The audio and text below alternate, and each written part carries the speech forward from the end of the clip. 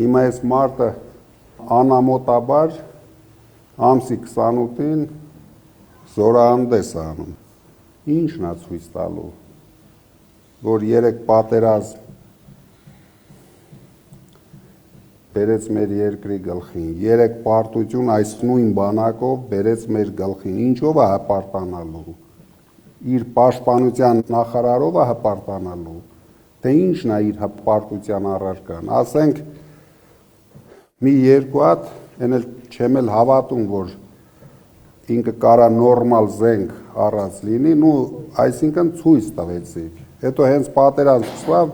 այդ զենքերը սենց հանձնում են Ալիևին, փախած գալիս են, հետո գալիս է ստեղ ժողովուրդը հետևից ընկնում է, թե դու փախակ, բայց բոլորս տեսանք Արցախից ով փախավ, մի օր չկանգնան Արցախցու կողքը, մարդիկ 9 ամիս ճնշումների տակ, բլոկադայի տակ, ապրեցին, մի հատ աչք չթարթեցին, ավելի շատ կապրեին, եթե